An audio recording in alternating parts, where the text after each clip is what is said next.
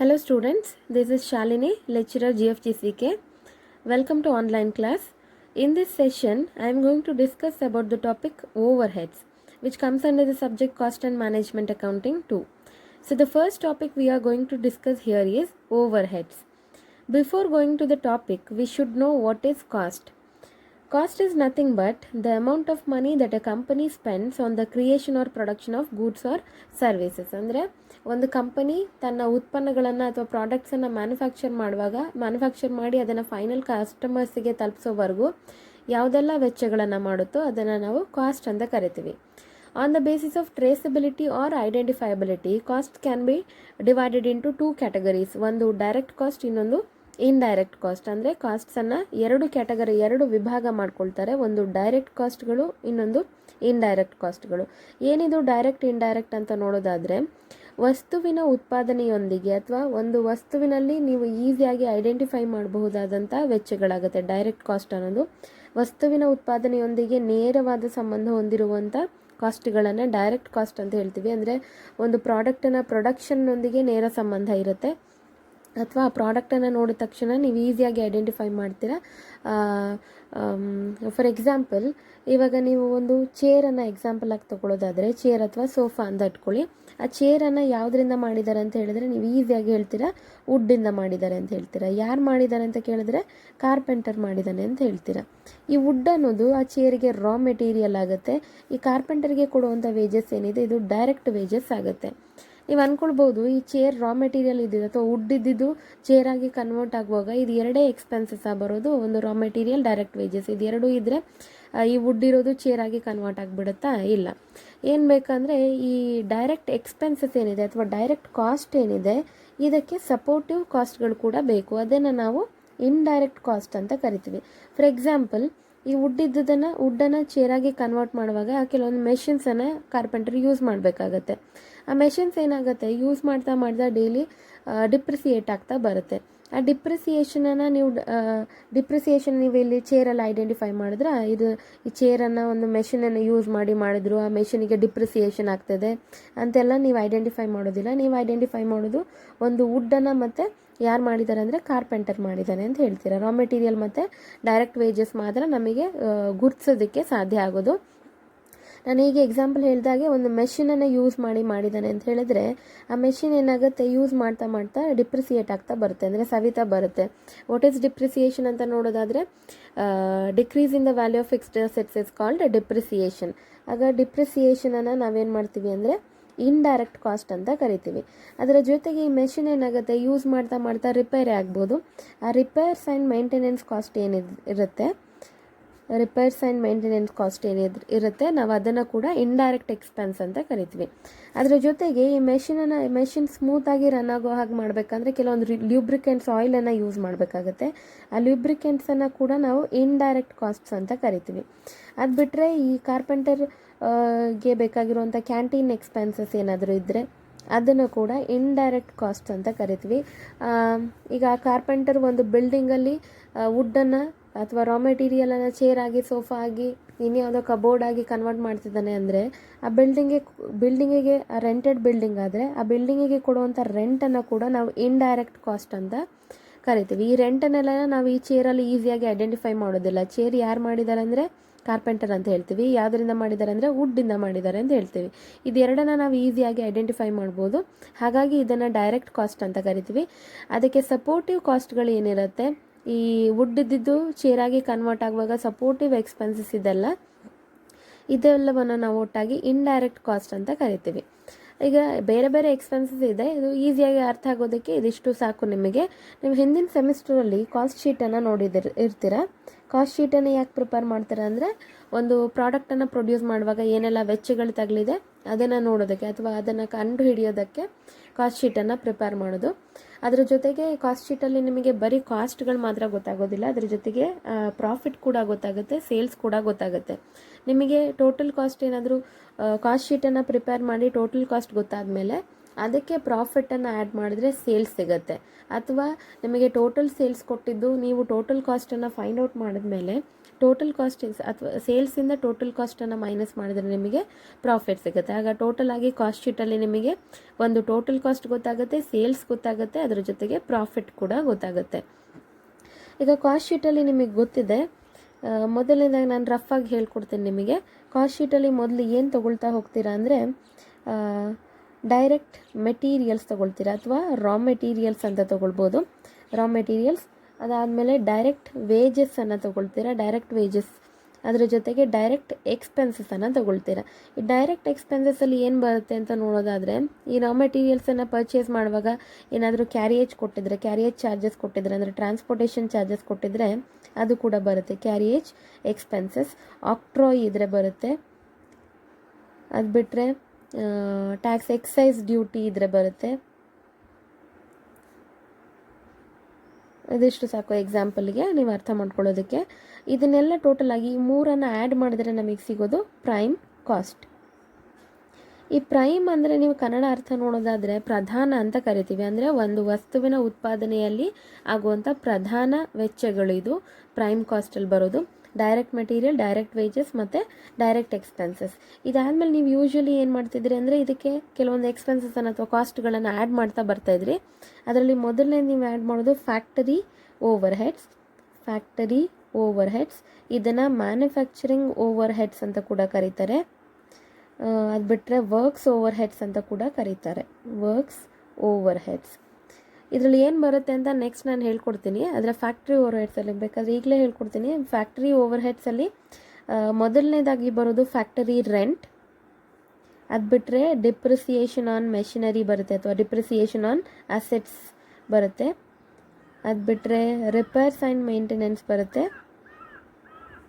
Repairs and maintenance. ಅದು ಬಿಟ್ಟರೆ lubricant oil ಬರುತ್ತೆ, lubricant oil.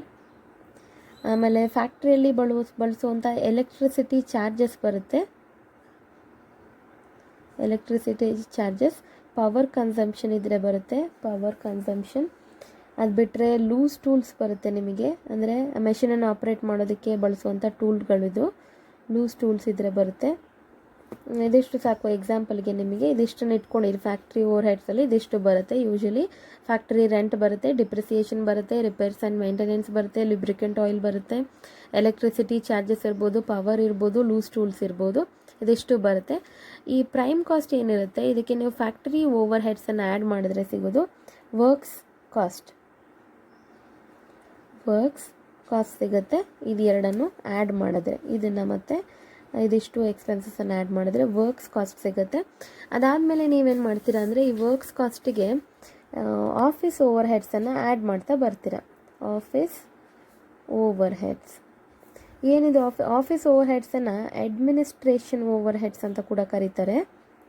Administration over heads ಇದರಲ್ಲಿ ಏನೆಲ್ಲ ಬರುತ್ತೆ ಅಂದರೆ ಯೂಶ್ವಲಿ ಆಫೀಸಲ್ಲಿ ಬರೋದು ಆಫೀಸ್ ಎಂಪ್ಲಾಯೀಸಿಗೆ ಕೊಡುವಂಥ ಸ್ಯಾಲರೀಸನ್ನು ತೊಗೊಳ್ತೀವಿ ನಾವಿಲ್ಲಿ, ಸ್ಯಾಲರೀಸ್ ಬರುತ್ತೆ.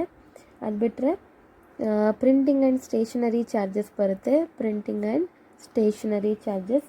ಅದು ಬಿಟ್ಟರೆ ಟೆಲಿಫೋನ್ ಚಾರ್ಜಸ್ ಬರುತ್ತೆ. ಅದು ಬಿಟ್ಟರೆ ಬ್ಯಾಂಕ್ ಚಾರ್ಜಸ್ ಬರುತ್ತೆ, ಬ್ಯಾಂಕ್ ಚಾರ್ಜಸ್. ಲೀಗಲ್ ಚಾರ್ಜಸ್ ಬರುತ್ತೆ, legal charges. Office managers salary ಬರುತ್ತೆ, ಮ್ಯಾನೇಜರ್ಸ್ ಸ್ಯಾಲರಿ. ಅದು ಬಿಟ್ಟರೆ ಡಿಪ್ರಿಸಿಯೇಷನ್ ಅಂತ ಇಲ್ಲಿ ತೊಗೊಂಡಿದ್ದೀವಲ್ಲ ಫ್ಯಾಕ್ಟ್ರಿ ಓವರ್ ಹೆಡ್ಸಲ್ಲಿ, ಅದು ಫ್ಯಾಕ್ಟ್ರಿಯಲ್ಲಿರುವಂಥ ಮೆಷಿನ್ಸಿಗೆ ಏನಾದರೂ ಡಿಪ್ರಿಸಿಯೇಷನ್ ಆದರೆ ಫ್ಯಾಕ್ಟ್ರಿ ಓವರ್ ಹೆಡ್ಸಲ್ಲಿ ಬರುತ್ತೆ. ಅದೇ ಆಫೀಸಲ್ಲಿ ಈಗ ಆಫೀಸ್ ಅಂತ ನೀವು ನೋಡೋದಾದರೆ ಬರೀ ಆಫೀಸಲ್ಲಿ ಆಫೀಸ್ ಸ್ಟಾಫ್ ಇರ್ತಾರೆ, ಅವ್ರ ಜೊತೆಗೆ ಫರ್ನಿಚರ್ ಇರುತ್ತೆ, ಅವ್ರು ಯೂಸ್ ಮಾಡೋವಂಥ ಕಾರ್ ಇರುತ್ತೆ, ಅವ್ರು ಯೂಸ್ ಮಾಡೋವಂಥ ಎಕ್ವಿಪ್ಮೆಂಟ್ಸ್ ಎಲ್ಲ ಇರುತ್ತೆ. ಅದರಲ್ಲೆಲ್ಲ ಆಗುವಂಥ ಡಿಪ್ರಿಸಿಯೇಷನನ್ನು ನಾವು ಆಫೀಸ್ ಓವರ್ ಹೆಡ್ಸಲ್ಲಿ ತೊಗೊಳ್ತೀವಿ. ನಿಮಗೇನಾದರೂ depreciation on office furniture, depreciation on office car ಅಂತೆಲ್ಲ ಕೊಟ್ಟಿದ್ರೆ ನೀವು ಅದನ್ನು ಕೂಡ ಆಫೀಸ್ ಓವರ್ ಹೆಡ್ಸಿಗೆ ತೊಗೊಳ್ತೀರಾ. ಡಿಪ್ರಿಸಿಯೇಷನ್ ಇದಿಷ್ಟು ಸಾಕು ಸದ್ಯಕ್ಕೆ ಎಕ್ಸಾಂಪಲಿಗೆ. ಆಫೀಸ್ ಓವರ್ ಹೆಡ್ಸಲ್ಲಿ ಸ್ಯಾಲ್ರೀಸ್ ಬರುತ್ತೆ, ಅಂದರೆ ಆಫೀಸ್ ಎಂಪ್ಲಾಯೀಸಿಗೆ ಕೊಡುವಂಥ ಸ್ಯಾಲ್ರೀಸ್ ಬರುತ್ತೆ, ಪ್ರಿಂಟಿಂಗ್ ಆ್ಯಂಡ್ ಸ್ಟೇಷನರಿ ಬರುತ್ತೆ, ಟೆಲಿಫೋನ್ ಚಾರ್ಜಸ್ ಬರುತ್ತೆ, bank charges, legal charges, manager salary, depreciation ಇದೆಲ್ಲ ಬರುತ್ತೆ. ನೆಕ್ಸ್ಟಿಗೆ ನೀವೇನು ಮಾಡ್ತೀರಾ ಅಂದರೆ ಈ ಪ್ರೈಮ್ ಕಾಸ್ಟಿಗೆ ಏನು ಮಾಡಿದ್ದೀರಾ, ವರ್ಕ್ಸ್ ಕಾಸ್ಟನ್ನು ಆ್ಯಡ್ ಮಾಡಿದ್ದೀರಾ, ಆಮೇಲೆ ಮತ್ತೆ ಆ್ಯಡ್ ಮಾಡ್ತಿದ್ದೀರಾ ಆಫೀಸ್ ಓವರ್ ಹೆಡ್ಸನ್ನು. ಈ ಆಫೀಸ್ ಓವರ್ ಹೆಡ್ಸನ್ನು ಆ್ಯಡ್ ಮಾಡಿಕೊಂಡ್ರೆ ನಿಮಗೆ ಕಾಸ್ಟ್ ಆಫ್ ಪ್ರೊಡಕ್ಷನ್ ಸಿಗುತ್ತೆ. ಕಾಸ್ಟ್ ಆಫ್ ಪ್ರೊಡಕ್ಷನ್ ಅಂದರೆ ಏನು ಅಂದರೆ ಉತ್ಪಾದನೆಗೆ ತಗಲಿರುವಂಥ ವೆಚ್ಚ, ಅಂದರೆ ಒಂದು ರಾ ಮೆಟೀರಿಯಲನ್ನು ಫಿನಿಶ್ಡ್ ಗೂಡ್ಸ್ ಆಗಿ ಕನ್ವರ್ಟ್ ಮಾಡುವಾಗ ತಗಲಿರುವಂಥ ವೆಚ್ಚ. ಈಗ ರಾ ಮೆಟೀರಿಯಲ್ನ ಫಿನಿಶ್ಡ್ ಗೂಡ್ಸ್ ಆಗಿ ಕನ್ವರ್ಟ್ ಮಾಡಿಕೊಂಡು ನಿಮ್ಮ ಹತ್ರನೇ ಇಟ್ಕೊಂಡ್ರೆ ಏನೂ ಪ್ರಯೋಜನ ಇಲ್ಲ. ನೀವೇನು ಮಾಡಬೇಕಾಗತ್ತೆ, ಅದನ್ನು ಸೇಲ್ ಮಾಡಬೇಕಾಗತ್ತೆ. ಆ ಸೇಲ್ ಮಾಡಬೇಕು ಅಂದರೆ ಅದಷ್ಟು ಈಸಿ ಅಲ್ಲ, ಅದಕ್ಕೂ ಕೂಡ ನೀವು ಕೆಲವೊಂದು ವೆಚ್ಚಗಳನ್ನ ಭರಿಸ್ಬೇಕಾಗತ್ತೆ. ನಾವು ಅದಕ್ಕೆ ಏನಂತ ಕರಿತೀವಿ ಅಂದರೆ selling and distribution overheads ಅಂತ ಕರಿತೀವಿ. Selling and distribution over heads. ಈ ಸೆಲ್ಲಿಂಗ್ ಆ್ಯಂಡ್ ಡಿಸ್ಟ್ರಿಬ್ಯೂಷನ್ ಓವರ್ ಹೆಡ್ಸಲ್ಲಿ ಮೇಜರಾಗಿ ಬರೋದು ಏನಂದರೆ ಸೇಲ್ಸ್ಮನ್ಸ್ ಸ್ಯಾಲರೀಸ್ ಬರುತ್ತೆ, ಸೇಲ್ಸ್ಮನ್ಸ್ಗೆ ಕೊಡುವಂಥ ಕಮಿಷನ್ ಬರುತ್ತೆ. ಅದು ಬಿಟ್ಟರೆ ಮೇಜರ್ ಎಕ್ಸ್ಪೆನ್ಸ್ ಸೆಲ್ಲಿಂಗ್ ರಿಲೇಟೆಡ್ ಆಗಿ ಹೋಗೋದು ಅಡ್ವರ್ಟೈಸ್ಮೆಂಟಿಗೆ, ಅಡ್ವರ್ಟೈಸಿಂಗ್ ಎಕ್ಸ್ಪೆನ್ಸಸ್ ಬರುತ್ತೆ. ಅದು ಬಿಟ್ಟರೆ ವೇರ್ ಹೌಸ್ ರೆಂಟ್ ಬರುತ್ತೆ. ವೇರ್ ಹೌಸ್ ಅಂದರೆ ಗೋಡೌನ್ ಇರುತ್ತಲ್ಲ, ಫಿನಿಶ್ಡ್ ಗೂಡ್ಸನ್ನು ಅಥವಾ ರಾ ಮೆಟೀರಿಯಲ್ನ ಇಟ್ಕೊಳ್ಳೋದಕ್ಕೆ ಬಳಸ್ತಾರಲ್ಲ. ಯೂಶ್ವಲಿ ಸೆಲ್ಲಿಂಗ್ ಆ್ಯಂಡ್ ಡಿಸ್ಟ್ರಿಬ್ಯೂಷನಲ್ಲಿ ಬರೋದು ಫಿನಿಶ್ಡ್ ಗೂಡ್ಸಿಗೆ ಸಂಬಂಧಪಟ್ಟಿದ್ದಂಥ ವೇರ್ ಹೌಸೇ. ವೇರ್ ಹೌಸ್ ರೆಂಟ್ ಬರುತ್ತೆ. ಅದು ಬಿಟ್ಟರೆ ಡಿಪ್ರಿಸಿಯೇಷನ್ ಬರುತ್ತೆ. ಇಲ್ಲೂ ಕೂಡ ಡಿಪ್ರಿಸಿಯೇಷನ್ ಆನ್ ಡೆಲಿವರಿ ವ್ಯಾನ್ ಬರುತ್ತೆ. Depreciation on delivery van. ಇನ್ನೂ ಕೆಲವೊಂದು ಎಕ್ಸ್ಪೆನ್ಸಸ್ ಬರುತ್ತೆ. ಸದ್ಯಕ್ಕೆ ಇಷ್ಟು ಸಾಕು. ಸೆಲ್ಲಿಂಗ್ ಆ್ಯಂಡ್ ಡಿಸ್ಟ್ರಿಬ್ಯೂಷನ್ ಓವರ್ ಹೆಡ್ಸಲ್ಲಿ ಮೇಜರಾಗಿ ಬರೋದು salesman salary, salesman's commission, advertising expenses, wear house rent, depreciation on delivery van, ಇದೆಲ್ಲ ಬರುತ್ತೆ. ಅದರ ಜೊತೆಗೆ ಇನ್ನೂ ಒಂದು ಎಕ್ಸ್ಪೆನ್ಸ್ ಬರುತ್ತೆ, ಅದು ಬ್ಯಾಡ್ debts return of. Bad debts return of. ಏನಿದು ಬ್ಯಾಡ್ ಡೆಟ್ಸ್ ರಿಟರ್ನ್ ಆಫ್ ಅಂದರೆ ಯೂಶ್ವಲಿ ಡೆಟಾಸ್ ಅಂದರೆ ಗೊತ್ತಿರುತ್ತೆ ನಿಮಗೆ. ನೀವು ರಾ ಮೆಟೀರಿಯಲನ್ನು ಫಿನಿಶ್ಡ್ ಗೂಡ್ಸನ್ನು ಯಾರಿಗಾದರೂ ಸಾಲಕ್ಕೆ ಕೊಟ್ಟಿದ್ರೆ ಅಲ್ಲಿ ನಿಮಗೆ ಒಬ್ಬ ಹೊಸ ಅಸೆಟ್ ಕ್ರಿಯೇಟ್ ಆಗುತ್ತೆ, ಅದು ಡೆಟಾರ್ಸ್. ಆ ಡೆಟಾರ್ಸನ್ನು ಬ್ಯಾಡ್ ಡೆಟ್ಸ್ ಅಂತ ಯಾವಾಗ ಕರಿತೀವಿ ಅಂದರೆ ಈಗ ನೀವು ಯೋಚನೆ ಮಾಡ್ಬೋದು, ಗುಡ್ ಡೆಟ್ಸ್ ಅಂದರೆ ಯಾವುದು? ಆವಾಗ ಗುಡ್ ಡೆಟ್ಸ್ ಅಂದರೆ ಯಾವ ಸಾಲ, ನೀವು ಕೊಟ್ಟಿರುವಂಥ ಸಾಲ ವಾಪಸ್ ಬಂದರೆ ನೀವು ಅದನ್ನು ಗುಡ್ ಅಂತ ಕರಿಬಹುದು. ನೀವು ಕೊಟ್ಟಿರುವಂಥ ಸಾಲ ವಾಪಸ್ ಬರೋದಿಲ್ಲ ಅನ್ನೋದಾದರೆ ನೀವು ಅದನ್ನು ಬ್ಯಾಡ್ ಡೆಟ್ಸ್ ಅಂತ ಕರಿತೀರ. ಆಗ ನೀವು ಯಾರಿಗಾದರೂ ಫಿನಿಶ್ಡ್ ಗೂಡ್ಸನ್ನು ಸಾಲಕ್ಕೆ ಕೊಟ್ಟಿದ್ದು ಅವ್ರು ನಿಮಗೆ ಹಣವನ್ನು ರಿಟರ್ನ್ ಮಾಡ್ತಾ ಇಲ್ಲ ಅಂದರೆ ಅದು ಬ್ಯಾಡ್ ಡೆಟ್ಸ್ ಆಗುತ್ತೆ. ಆಗ ಬ್ಯಾಡ್ ಡೆಟ್ಸ್ ರಿಟರ್ನ್ ಆಫ್ ಅನ್ನೋದು ಯಾವುದಕ್ಕೆ ಸಂಬಂಧಪಡುತ್ತೆ ಅಂದರೆ ಸೇಲ್ಸಿಗೆ ಸಂಬಂಧಪಡೋದು. ಆ ಬ್ಯಾಡ್ ಡೆಟ್ಸ್ ರಿಟರ್ನ್ ಆಫನ್ನು ಏನಾದರೂ ನಿಮಗೆ ಕೊಟ್ಟಿದ್ರೆ ನೀವು ಅದನ್ನು ಸೆಲ್ಲಿಂಗ್ ಆ್ಯಂಡ್ ಡಿಸ್ಟ್ರಿಬ್ಯೂಷನ್ ಓವರ್ ಹೆಡ್ಸಲ್ಲಿ ತೊಗೊಳ್ತೀರ. ಈಗ ಇದಿಷ್ಟನ್ನು ಆ್ಯಡ್ ಮಾಡಿದ್ರೆ ನಿಮಗೆ ಟೋಟಲ್ ಕಾಸ್ಟ್ ಸಿಗುತ್ತೆ. ಟೋಟಲ್ ಕಾಸ್ಟ್ ಅಂದರೆ ಒಂದು ವಸ್ತುವನ್ನು ಮ್ಯಾನುಫ್ಯಾಕ್ಚರ್ ಮಾಡಿದ್ರಿಂದ ಹಿಡಿದು ಅದನ್ನು ಸೇಲ್ ಮಾಡೋ ಹಂತದವರೆಗೆ ತರುವಾಗ ಏನೆಲ್ಲ ಕಾಸ್ಟ್ಗಳು ತಗಲಿದೆ ಅದನ್ನು ಟೋಟಲ್ ಕಾಸ್ಟ್ ಅಂತ ಕರಿತಾ ಇದ್ದೀವಿ. ನಿಮಗೇನಾದರೂ ಪ್ರಾಬ್ಲಮ್ಮಲ್ಲಿ ಸೇಲ್ಸ್ ಬಗ್ಗೆ ಇನ್ಫಾರ್ಮೇಷನ್ ಕೊಟ್ಟಿದ್ರೆ, ಟೋಟಲ್ ಸೇಲ್ಸ್ ಎಷ್ಟು ಅಂತ ಕೊಟ್ಟಿದ್ರೆ ಅದನ್ನು ತೊಗೊಳ್ತೀರಾ. ಆಮೇಲೆ ಸೇಲ್ಸಿಗೆ ಮತ್ತು ಟೋಟಲ್ ಕಾಸ್ಟಿಗೆ ಇರುವಂಥ ಡಿಫ್ರೆನ್ಸನ್ನು ನೋಡಿದ್ರೆ ನಿಮಗೆ ಉಳಿಯೋದು ಪ್ರಾಫಿಟ್ ಆಗುತ್ತೆ. ಈಗ ಯೂಶ್ವಲಿ ಏನಾಗುತ್ತೆ ಅಂದರೆ ಯಾವುದೇ ಬಿಸ್ನೆಸ್ ಮನ್ ಅಥವಾ ಒಂದು ವ್ಯವಹಾರ ನಡೆಸುವಂಥ ಯಾವುದೇ ವ್ಯಕ್ತಿ ಕೂಡ ಒಂದು ವಸ್ತುವನ್ನು ಮ್ಯಾನುಫ್ಯಾಕ್ಚರ್ ಮಾಡೋದಕ್ಕೆ ಏನು ವೆಚ್ಚ ತಗಲಿದೆ ಅದೇ ವೆಚ್ಚಕ್ಕೆ ಅದನ್ನು ಕಸ್ಟಮರ್ಸಿಗೆ ಕೊಡೋದಿಲ್ಲ.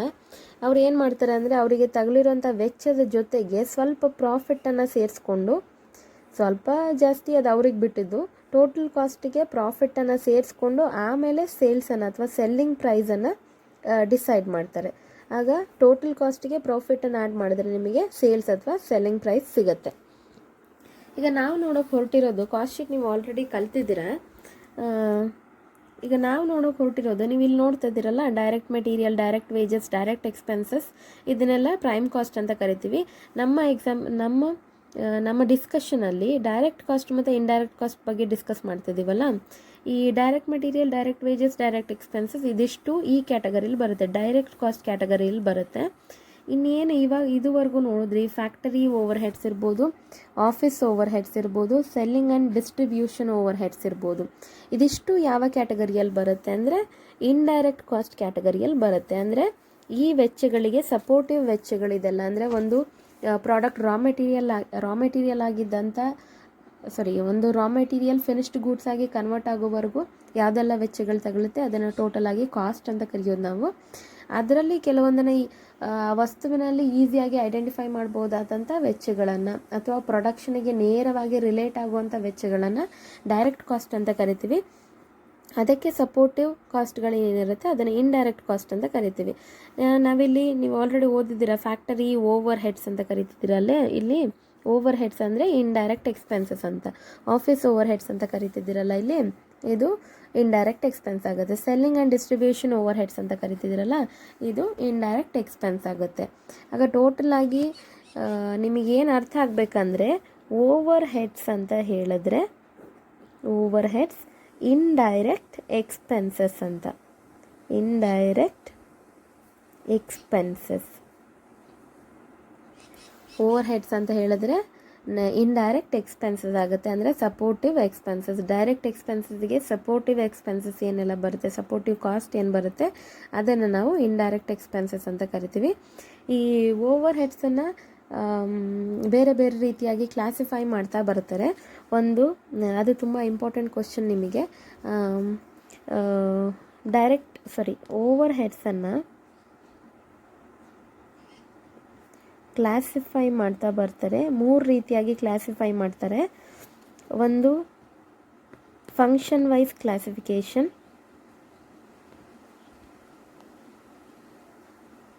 ಎರಡನೇದು ಎಲಿಮೆಂಟ್ ವೈಸ್ ಕ್ಲಾಸಿಫಿಕೇಷನ್,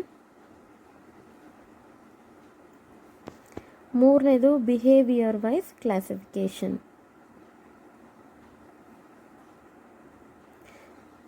ನಾನು ಈ ಸ್ಟಡಿ ಮೆಟೀರಿಯಲನ್ನು ನಿಮಗೆ ಆಲ್ರೆಡಿ ಸೆಂಡ್ ಮಾಡಿದ್ದೀನಿ, ಅದರಲ್ಲಿ ಬೇಕಾದರೆ ಮತ್ತೆ ಎಕ್ಸ್ಪ್ಲೈನ್ ಮಾಡಿಕೊಡ್ತೀನಿ. ಆದರೆ ಸುಮ್ಮನೆ ಜನರಲ್ಲಾಗಿ ತಿಳ್ಕೊಳ್ಳೋಣ ಇದ್ರ ಬಗ್ಗೆ. ಓವರ್ ಹೆಡ್ಸ್ ಕ್ಲಾಸಿಫಿಕೇಷನ್ ಅಥವಾ ಓವರ್ ಹೆಡ್ಸನ್ನು ಹೇಗೆ ಕ್ಲಾಸಿಫೈ ಮಾಡ್ತಾರೆ ಅಂದರೆ 3 ವಿಧವಾಗಿ ಕ್ಲಾಸಿಫೈ ಮಾಡ್ತಾರೆ. ಫಂಕ್ಷನ್ ವೈಸ್, ಎಲಿಮೆಂಟ್ ವೈಸ್ ಮತ್ತು ಬಿಹೇವಿಯರ್ ವೈಸ್. ಈ ಫಂಕ್ಷನ್ ವೈಸ್ ಕ್ಲಾಸಿಫಿಕೇಷನ್ ಏನು ಹೇಳುತ್ತೆ ಗೊತ್ತಾ, ಆ ವಸ್ತುವಿಗೆ ಸಂಬಂಧಪಟ್ಟಂತಹ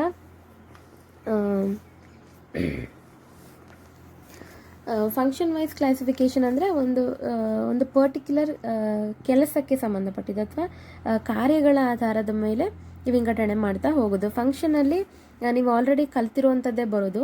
ನೀವು ಇಲ್ಲಿ ನೋಡಿದ್ರಲ್ಲ ಕಾಸ್ಟ್ ಶೀಟಲ್ಲಿ factory overheads, office overheads, selling and distribution overheads ಅಂತ ನೋಡಿದ್ದೀರಲ್ಲ, ಇದನ್ನೇ ನಾವು ಫಂಕ್ಷನ್ ವೈಸ್ ಕ್ಲಾಸಿಫಿಕೇಷನಲ್ಲಿ ನೋಡೋದು. ಅಂದರೆ ಫ್ಯಾಕ್ಟ್ರಿ ರಿಲೇಟೆಡ್ ಕಾಸ್ಟ್ಗಳನ್ನು ಫ್ಯಾಕ್ಟರಿ ಕಾಸ್ಟ್ ಅಂತ ಕರಿತೀವಿ, ಆಫೀಸ್ ರಿಲೇಟೆಡ್ ಕಾಸ್ಟ್ಗಳನ್ನು ಆಫೀಸ್ ಕಾಸ್ಟ್ ಅಂತ ಕರಿತೀವಿ ಅಥವಾ ಅಡ್ಮಿನಿಸ್ಟ್ರೇಷನ್ ಕಾಸ್ಟ್ ಅಂತ ಕರಿತೀವಿ. ಸೆಲ್ಲಿಂಗಿಗೆ ಸಂಬಂಧಪಟ್ಟಂಥ ಕಾಸ್ಟ್ಗಳನ್ನು ಸೆಲ್ಲಿಂಗ್ ಓವರ್ ಹೆಡ್ಸ್ ಅಂತ ಕರಿತೀವಿ. ಡಿಸ್ಟ್ರಿಬ್ಯೂಷನ್ಗೆ ಸಂಬಂಧಪಡುವಂಥ ಎಕ್ಸ್ಪೆನ್ಸಸನ್ನು ಕಾಸ್ಟ್ಗಳನ್ನು ಡಿಸ್ಟ್ರಿಬ್ಯೂಷನ್ ಓವರ್ ಹೆಡ್ಸ್ ಅಂತ ಕರಿತೀವಿ. ಅಂದರೆ ಫಂಕ್ಷನ್ಗಳ ಆಧಾರದ ಮೇಲೆ ಫ್ಯಾಕ್ಟ್ರಿಯಲ್ಲಿ ಏನು ಕೆಲಸ ನಡೆಯುತ್ತೆ, ರಾ ಮೆಟೀರಿಯಲ್ ಇದ್ದಿದ್ದು ಫಿನಿಶ್ಡ್ ಗೂಡ್ಸ್ ಆಗಿ ಕನ್ವರ್ಟ್ ಆಗುತ್ತೆ.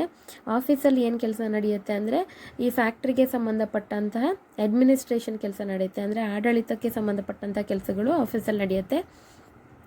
ಸೆಲ್ಲಿಂಗ್ ಓವರ್ ಹೆಡ್ಸಲ್ಲಿ ಅಲ್ಲಿ ನಾವು ನೋಡೋದಾದರೆ ಸೆಲ್ಲಿಂಗ್ ಓವರ್ ಹೆಡ್ಸ್ ಅಂದರೆ ವಸ್ತುವನ್ನು ಸೇಲ್ ಮಾಡೋದಕ್ಕೆ ಸಂಬಂಧಪಟ್ಟಂಥ ವೆಚ್ಚಗಳು ಬರುತ್ತೆ.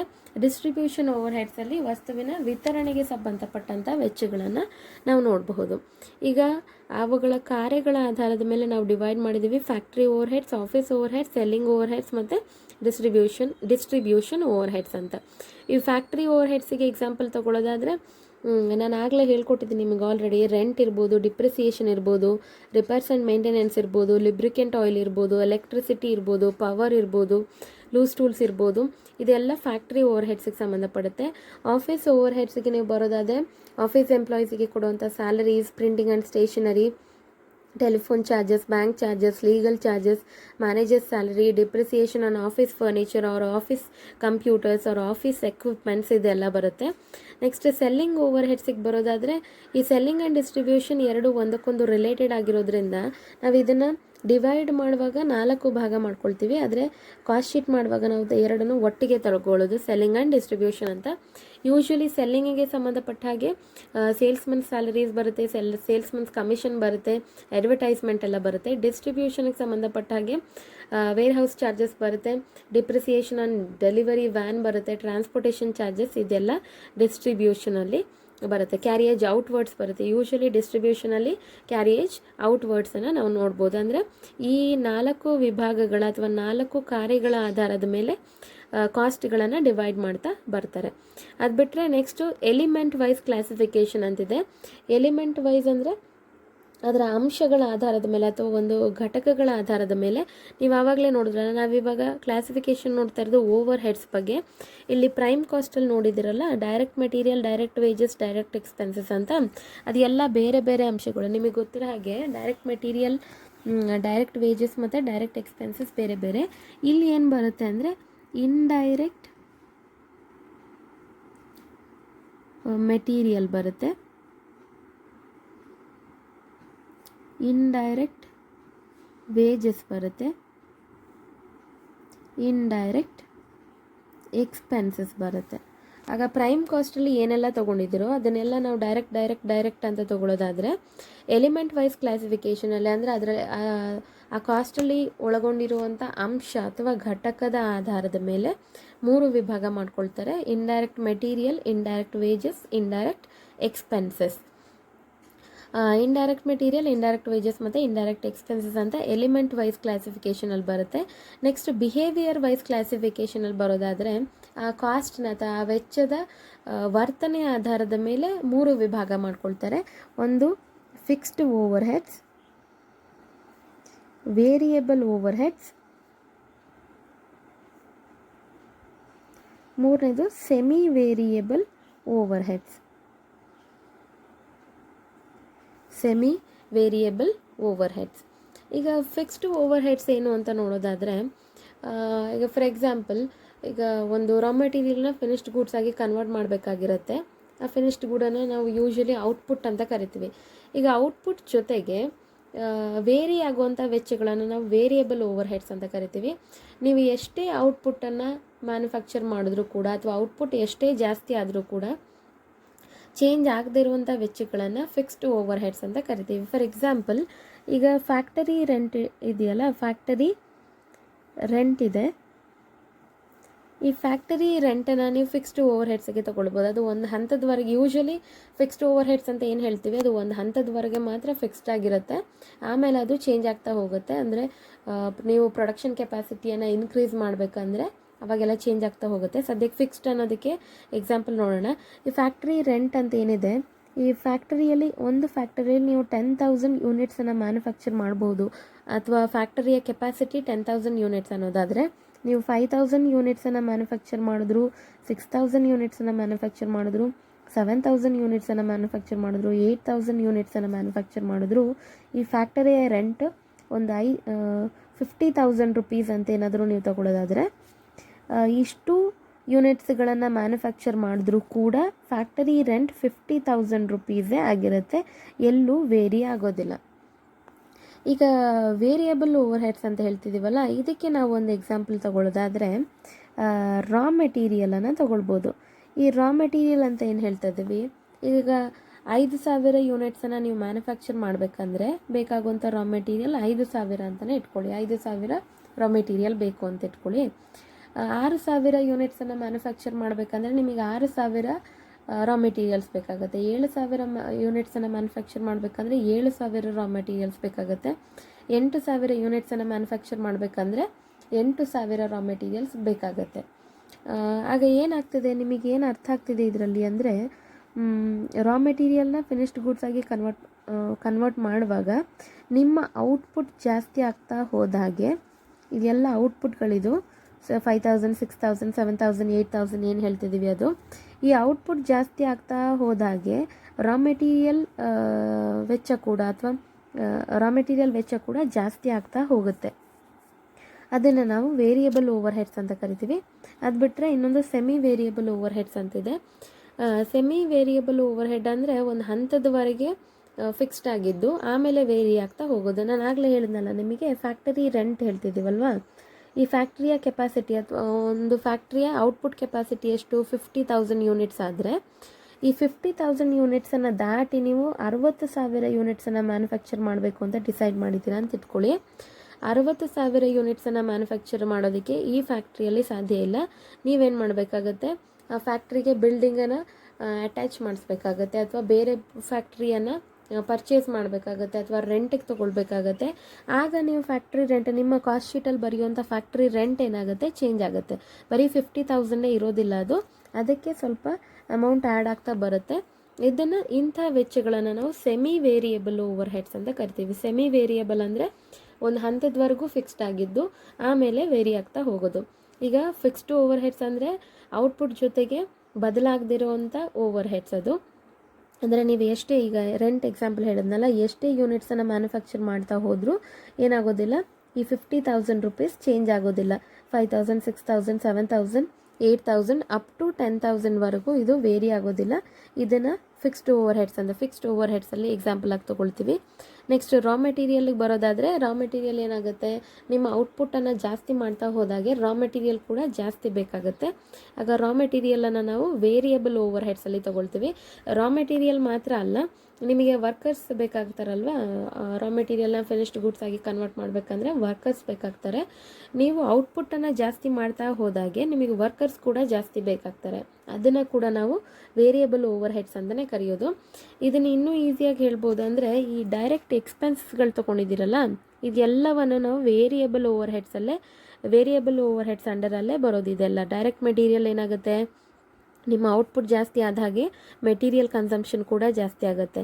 ಡೈರೆಕ್ಟ್ ವೇಜಸ್ ಏನಾಗುತ್ತೆ, ನಿಮ್ಮ ಔಟ್ಪುಟ್ ಜಾಸ್ತಿ ಆದ ಹಾಗೆ ವರ್ಕರ್ಸಿಗೆ ಕೊಡುವಂಥ ವೇಜಸ್ ಅಂದರೆ ವರ್ಕರ್ಸ್ ಜಾಸ್ತಿ ಹೈಯರ್ ಮಾಡ್ಕೊಳ್ಬೇಕಾಗತ್ತೆ, ಅವರಿಗೆ ವೇಜಸ್ ಜಾಸ್ತಿ ಕೊಡಬೇಕಾಗತ್ತೆ.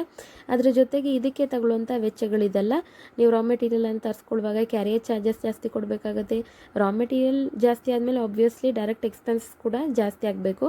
ಇದು ಮೂರು ಏನಿದೆ ಪ್ರೈಮ್ ಕಾಸ್ಟ್ ಅಂಡರಲ್ಲಿ ಏನು 3 ಎಕ್ಸ್ಪೆನ್ಸ್ಗಳು ಬರುತ್ತೆ, direct material, direct wages, direct expenses ಏನು ಬರುತ್ತೆ, ಇದೆಲ್ಲವನ್ನು ನಾವು ವೇರಿಯೇಬಲ್ ಅಂತಲೇ ಕರೆಯೋದು. ಯೂಶ್ವಲಿ ಈ ಫ್ಯಾಕ್ಟ್ರಿ ಓವರ್ ಹೆಡ್ಸಲ್ಲಿ ಬರುತ್ತಲ್ಲ, ಈ ಓವರ್ ಹೆಡ್ಸ್ ಎಲ್ಲ ಯೂಶ್ವಲಿ ಫಿಕ್ಸ್ಡ್ ಆಗಿರುತ್ತೆ. ಇದೆಲ್ಲ ರೆಂಟ್ ಇರ್ಬೋದು, ಡಿಪ್ರಿಸಿಯೇಷನ್ ಇರ್ಬೋದು. ಡಿಪ್ರಿಸಿಯೇಷನ್ಗೆ ಬೇರೆ ಬೇರೆ ಮೆಥಡ್ಸ್ ಇದೆ. ನೀವು straight line method of depreciation ಏನಾದರೂ ತೊಗೊಳ್ಳೋದಾದರೆ, ಪ್ರತಿ ವರ್ಷ ಏನು ಮಾಡ್ತೀರಾ, ಒಂದು ಅಸೆಟನ್ನ ವ್ಯಾಲ್ಯೂ ಮೇಲೆ ಡಿಪ್ರಿಸಿಯೇಷನನ್ನು ಕ್ಯಾಲ್ಕುಲೇಟ್ ಮಾಡ್ತಾ ಬರ್ತೀರಾ. ಪ್ರತಿ ವರ್ಷ ಅದು ಫಿಕ್ಸ್ಡ್ ಆಗಿರುತ್ತೆ ಸ್ಟ್ರೈಟ್ ಲೈನ್ ಮೆಥಡಲ್ಲಾದರೆ. ನೆಕ್ಸ್ಟಿಗೆ ಬಿಹೇವಿಯರ್ ವೈಸ್ ಕ್ಲಾಸಿಫಿಕೇಷನ್. ಓವರ್ ಹೆಡ್ಸನ್ನು ಕ್ಲಾಸಿಫೈ ಮಾಡ್ತಾ ಬರ್ತಾರೆ 3 ವಿಭಾಗಗಳಾಗಿ: function wise classification, element wise classification, behaviour wise classification. Function wise ಕ್ಲಾಸಿಫಿಕೇಷನಲ್ಲಿ ಅಂದರೆ ಕಾಸ್ಟ್ಗಳ ಅಂದರೆ ಒಂದು ಫ್ಯಾಕ್ಟ್ರಿಯಲ್ಲಿ ನಡೆಯುವಂಥ ಕಾರ್ಯಗಳ ಆಧಾರದ ಮೇಲೆ ಕಾಸ್ಟ್ಗಳನ್ನು ವಿಭಾಗ ಮಾಡ್ತಾ ಬರ್ತಾರೆ. Factory overheads, office overheads, selling over heads, distribution overheads ಅಂತ. ಎಲಿಮೆಂಟ್ ವೈಸ್ ಕ್ಲಾಸಿಫಿಕೇಷನಲ್ಲಿ ಅವುಗಳ ಘಟಕಗಳ ಆಧಾರದ ಮೇಲೆ ಅಥವಾ ಅದರಲ್ಲಿರುವಂಥ ಅಂಶಗಳ ಆಧಾರದ ಮೇಲೆ ಡಿವೈಡ್ ಮಾಡ್ತಾ ಬರ್ತಾರೆ. Indirect material, indirect wages, indirect expenses. Behaviour wise ಕ್ಲಾಸಿಫಿಕೇಷನಲ್ಲಿ ವೆಚ್ಚದ ಬಿಹೇವಿಯರ್ ಅಥವಾ ವರ್ತನೆ ಹೇಗಿರುತ್ತೆ, ಅದು ಫಿಕ್ಸ್ಡ್ ಆಗಿರುತ್ತಾ, ವೇರಿಯೇಬಲ್ ಆಗುತ್ತಾ, ಸೆಮಿ ವೇರಿಯೇಬಲ್ ಆಗುತ್ತಾ, ಹಾಗೆ ಅವುಗಳ ವರ್ತನೆ ಆಧಾರದ ಮೇಲೆ ಡಿವೈಡ್ ಮಾಡ್ತಾ ಬರ್ತಾರೆ. ಫಿಕ್ಸ್ಡ್ ಅಂದರೆ ಔಟ್ಪುಟ್ ಜೊತೆಗೆ ಬದಲಾಗದೇ ಇರುವಂಥ ವೆಚ್ಚ. ವೇರಿಯೇಬಲ್ ಅಂದರೆ ಔಟ್ಪುಟ್ ಬದಲಾಗ್ತಾ ಇದ್ದ ಹಾಗೆ ವೇರಿಯೇಬಲ್ ಓವರ್ ಹೆಡ್ಸ್ ಕೂಡ ಅಥವಾ ಕಾಸ್ಟ್ ಕೂಡ ವೇರಿ ಆಗ್ತಾ ಹೋಗೋದು. ಸೆಮಿ ವೇರಿಯೇಬಲ್ ಅಂದರೆ ಒಂದು ಹಂತದವರೆಗೆ ಫಿಕ್ಸ್ಡ್ ಆಗಿದ್ದು ಆಮೇಲೆ ವೇರಿ ಆಗ್ತಾ ಹೋಗುತ್ತೆ. ಇದನ್ನು ಸೆಮಿ ವೇರಿಯೇಬಲ್ ಓವರ್ ಹೆಡ್ಸ್ ಅಂತ ಕರಿತೀವಿ. ಇದಿಷ್ಟು ಬರೀ ಟೆಕ್ಸ್ಟಲ್ಲಿ ಎಕ್ಸ್ಪ್ಲೈನ್ ಮಾಡೋದಕ್ಕೆ ಹೋದರೆ ಇದಷ್ಟು ಅರ್ಥ ಆಗೋದಿಲ್ಲ ನಿಮಗೆ, ಅದಕ್ಕೆ ಈ ರೀತಿ ಎಕ್ಸ್ಪ್ಲೈನ್ ಮಾಡಿದ್ದೀನಿ. ನಾನೇನು ಸ್ಟಡಿ ಮೆಟೀರಿಯಲ್ ಸೆಂಡ್ ಮಾಡಿದ್ದೀನಿ ನಿಮಗೆ, ಅದನ್ನು ಬೇಕಾದರೆ ಅಲ್ಲಿರೋ ಹಾಗೆಯೇ ಎಕ್ಸ್ಪ್ಲೈನ್ ಮಾಡಿಕೊಡ್ತೀನಿ. Thank you students.